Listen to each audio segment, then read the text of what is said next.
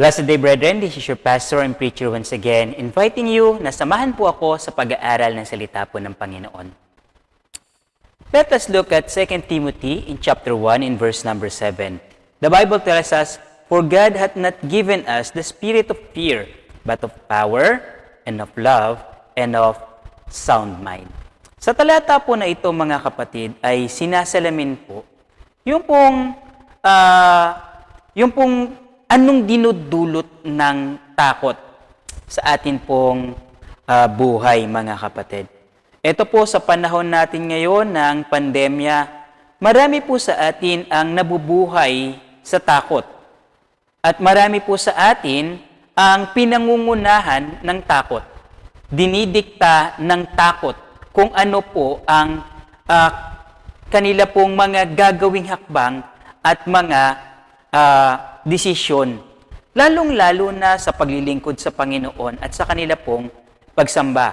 Malinaw po na sinasabi po sa atin po ng talata po na atin pong binasa ngayong araw na to, that God hath not given us the spirit of fear. Ano po ba ang dinudulot ng takot sa atin pong buhay? May tatlong bagay po akong gusto pong ibahagi po sa inyo, mga kapatid. Okay? What is the fruits of fear sa atin pong buhay na nakikita po natin sa atin pong pagsamba, nakikita po natin sa atin pong pamumuhay, and how we live life, mga kapatid. The first thing na dinudulot po sa atin po ng takot is it will make us or render us powerless. No? Ang sabi po sa atin ng talata na atin pong binasa, we have been given the power. Okay? Potency. Remember during the time of Saul, King Saul, okay? During the time na sila po ay dinigma ng Philistines and Goliath was standing outside the camp at tumatawag siya, lumabas ang matapang. No? Sino lalaban sa akin? And everybody was moved with fear and they were powerless. Pero bago po yun, mga kapatid, pag binasa po natin yung history po nila, yung history po ni Saul, si Saul po matapang po yan. No? Malakas po at makisig na lalaki po yan. Okay? Lumaban niya sila na na ang gamit lamang nila yung mga asarol at kung ano-ano lamang nakagamitan ng isang magsasaka. Pero lumaban po sila. No? Pero nung dumating yung takot sa kanila, mga kapatid, they were powerless before their enemy. At ganito po ang ginagawa ng takot po sa atin, no? Yung panghihina ng loob, no? Yung panghihina ng pananampalataya, no? Yun po yung dinudulot po ng takot po sa atin. Mga kapatid, hindi tayo binigyan ng espiritu ng pagkatakot ng Diyos. We have been given the spirit of courage that gives us or enable us to have power. The second thing na makikita po natin, mga kapatid, sa talata po na ito, na dinudulot o bunga ng takot po sa atin ay it will make us loveless. No? Fear makes us loveless. Ano po ibig sabihin po nun? We will not even try to love. No? At dahil po sa takot na tayo'y masaktan, sa takot na tayo'y ma-disappoint, no? Samantalang tayo po ay inaatasan paulit-ulit ng Panginoon na tayo ay magmahal. We are to love the brethren, we are to love our family, we are to love our enemy. Fear will move us away from loving, no, or showing yung atin pong pag-ibig, no, yung trauma, no, yung pong paano po tayo magkakaroon po ng tamang pagpapahayag ng atin pong pag-ibig. At nakakalulungkot nga po sa marami pong mga iglesia at kami po ay hindi po kami tawag dito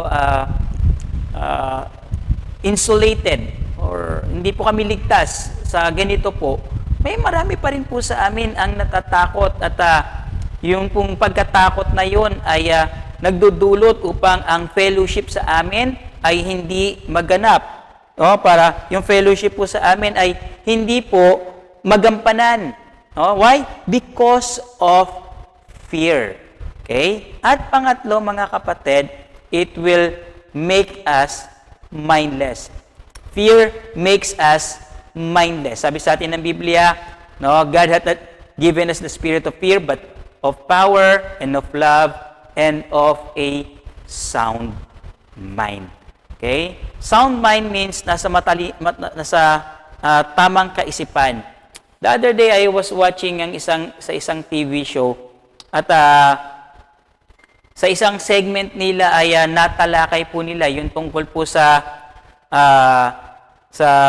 mga sakit sa pag-iisip. No?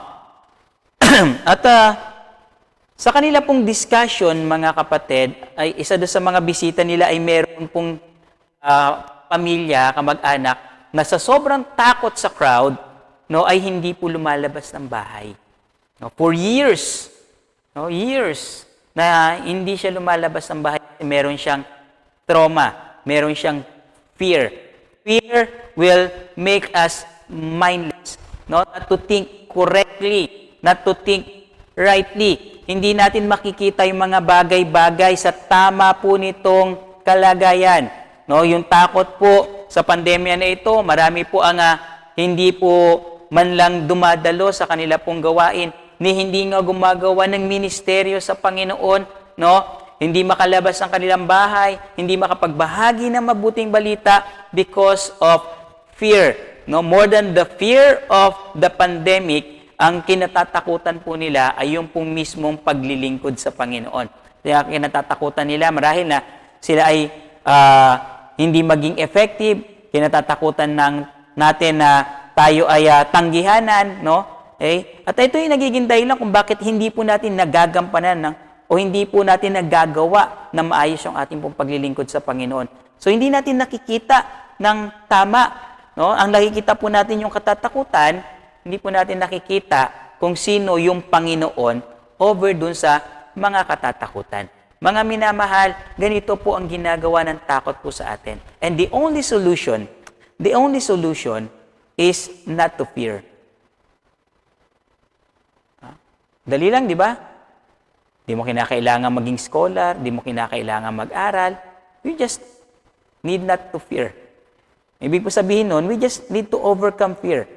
Courage is not the absence of fear. Courage is standing against fear. Even though you are fearing, you can still show your courage. Manampalataya po tayo sa Diyos, umawak po tayo sa Kanya. At huwag po nating hayaan ang takot, ang mamayani po sa atin because it will make us powerless, loveless, and mindless. God bless you all, brethren. Mag-ingat po tayong patuloy.